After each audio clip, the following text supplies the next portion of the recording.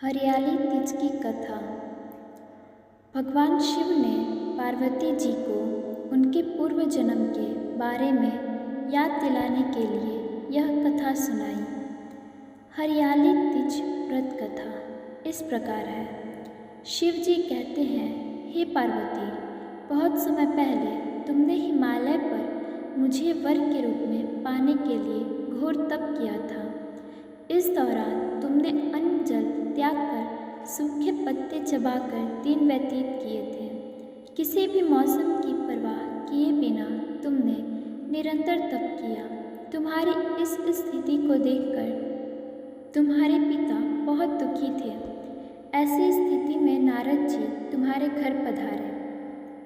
जब तुम्हारे पिता ने नारद जी से उनके आगमन का कारण पूछा तो नारद जी बोले, हे गिरिराज, मैं भगवान विष्णु के भेजने पर यहाँ आया हूँ। आपकी कन्या की घोर तपस्या से प्रसन्न होकर वह उनसे विवाह करना चाहते हैं। इस बारे में आपका क्या राय है, मैं जानना चाहता हूँ। नारद जी की बात सुनकर पर्वतराज अति प्रसन्नता के साथ बोले, हे नारद जी, यदि स्वयं भगवान विष्णु मेरी कन्या से विवाह करना चाहते हैं तो इससे बड़ी कोई बात नहीं हो सकती है।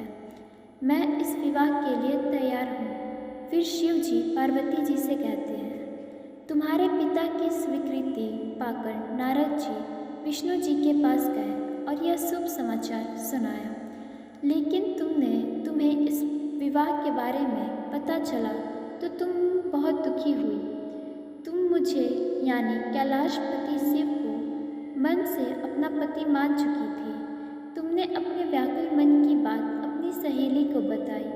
तुम्हारी सहेली से सुझाव दिया कि वह तुम्हें एक घनघोर वन में ले जाकर छुपा देगी और वहाँ रहकर तुम शिव जी की प्राप्त करने की साधना करना। इसके बाद तुम्हारे पिता तुम्हें घर में ना पाकर बड़े चिंतित और दुखी हुए।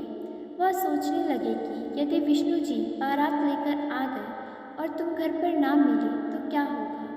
उन्होंने तुम्हारी खोज में धरती पाताल एक करवा दिए, लेकिन तुम ना मिली। तुम वन के एक गुफा में के अंदर मेरी आराधना में लीन थी। भाद्रपद तृतीया शुक्ल को तुमने रेत से एक शिवलिंग का निर्माण कर मेरी आराधना की, जिससे प्रसन्न होकर मैंने तुम्हें मनोकामना पूर्ण की। इसके बाद तुमने अपने पिता से कहा कि पिताजी, मैं अपने जीवन का लंबा समय भगवान शिव की तपस्या में बिताया है और भगवान शिव ने मेरी तपस्या से प्रसन्न होकर मुझे स्वीकार कर लिया है। अब मैं आपके साथ एक ही शर्त पर चलूँगी कि आप मेरा विवाह भगवान शिव के साथ ही करेंगे। पर्वतराज ने तुम्हारी इच्छा स्वीकार कर ली और तुम्हें घर वापस ले गए। कुछ समय बाद उन्होंने पूरे विधि विधान से हमारा विवाह किया। भगवान शिव ने इसके बाद कहा कि हे पार्वती, तृतीया को तुमने मेरी आराधना करके जो व्रत किया था उसी के परिणाम स्वरूप हम दोनों का विवाह संभव हो सका।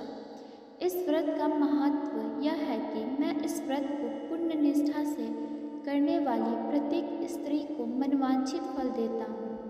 भगवान शिव ने पार्वती जी से कहा कि इस व्रत को जो भी स्त्री पूर्ण श्रद्धा से करेगी उसे तुम्हारी तरह अचल सुहाग प्राप्त होगा। राधे राधे, धन्यवाद।